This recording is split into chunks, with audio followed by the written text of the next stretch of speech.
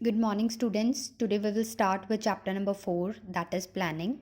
So, when we talk about the meaning of planning, planning means thinking beforehand, or we can say it is thinking in advance, as it refers to thinking beforehand. Thinking beforehand means what is to be done, how it is to be done, when it is to be done, by whom it is to be done. Now, see, planning we decide these all answers to the questions what, how, when, and by whom. So, it is written that if you fail to plan, you plan to fail. What does it mean? Now, taking an example, for example, your exams are approaching and you are not serious about your exams. If you are not serious about your exams, that means you do not study well. Now, you do not plan that what you need to study, how you will study, when you will study. Now, what will be the end result? End result will be failure in your exams. So, if you would have planned earlier, then you might have scored good marks. So, that means that is planning in advance what is to be done, how it is to be done, by whom it is to be done, and when it is to be done. So, when we come with the definition of planning, we have a definition according to Kuntz and O'Donnell. So, the definition is planning is deciding in advance what to do, how to do it, when to do it, and who is to do it. So, in planning, we decide about all the activities in the organization.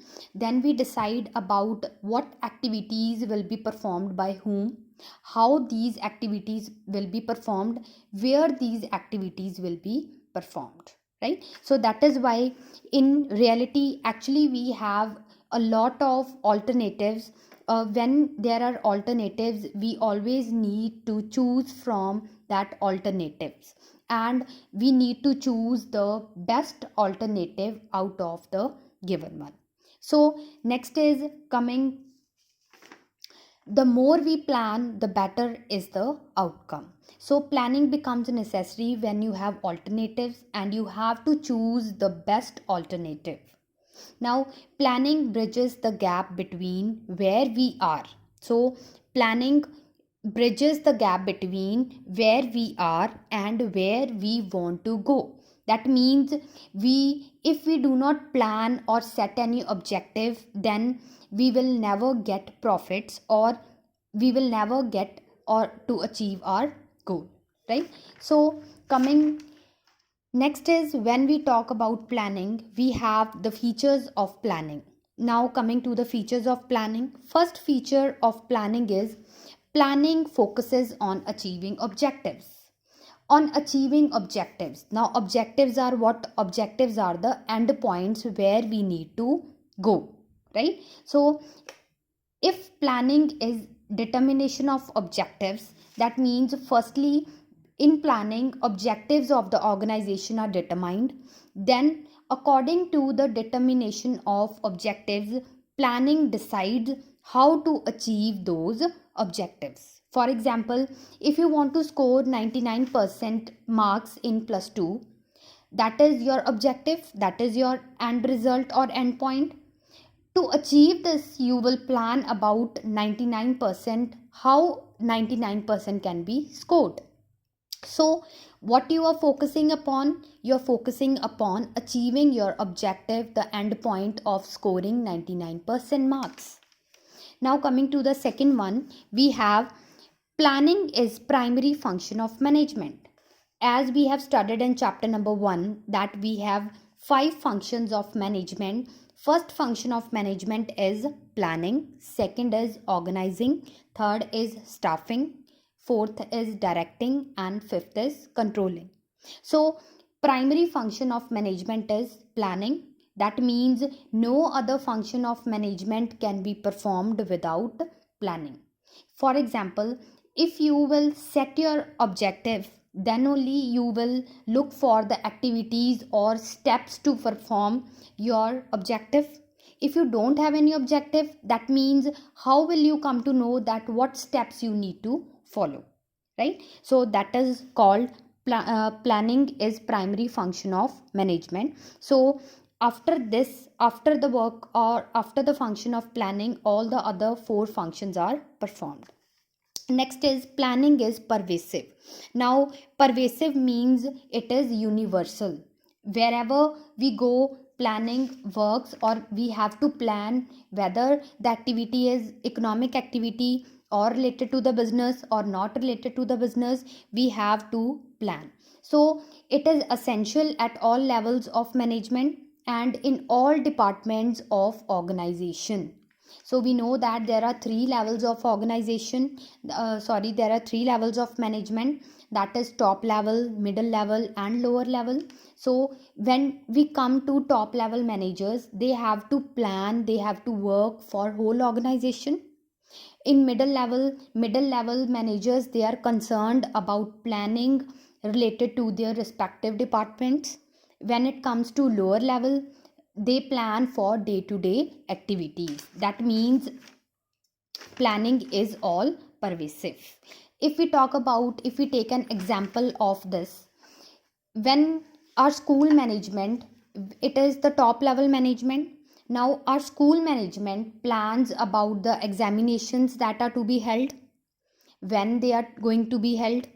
Examination head, they plan the sitting arrangement, they plan for the date sheet, etc.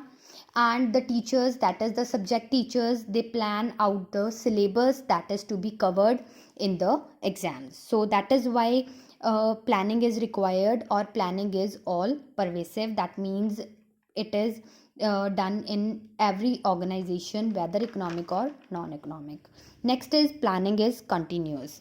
Now when we talk about planning is continuous, that means when we plan to achieve certain objective. When that objective is complete, then we start planning for other objective to be achieved. Same way, plans are prepared for a particular period of time. When we achieve one objective, then we start planning for the other objective of the organization that is to be achieved. If we need, they can be reviewed and revised according to the situation. So that is why we say that planning is a continuous process. Next is planning is futuristic. When we go for planning is futuristic, we say that planning is always a forward looking function. Forward looking function means it is never carried out with reference to past. We always plan for the future after considering or analyzing the past experiences, past results. On the basis of that past results, we always plan for the future. That is why we say that planning is futuristic. That means it is always done for the future. Next is planning involves decision making. It's planning involves decision making means we have alternatives to perform a particular activity, and out of that activity, out of that alternative, we need to choose the best alternative to perform the activity. Now choosing the best alternative is taking decisions. Now, so if planning, we talk about planning always involves decision making. Decision making with regard to the alternatives that we have, and the alternative, best alternative that we have to choose. And to choose that best alternative, we have to take some decisions, right? Next is the last one, that is planning is a mental exercise. When we talk about mental exercise, it is related to the intellectual, it is related to the logical thinking of a manager at organization level.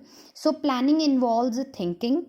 That is why before actually doing something, it involves logical thinking and visualization and judgments, so rather than guesswork. So in planning, we don't have any space for the guesswork. We always need to think properly regarding the questions of what to do, how to do, when to do, who is to do it. So that was all about features of planning. So in the next video, we will be sharing about the importance and limitations of planning. For the time being, stay home, stay safe. Thank you.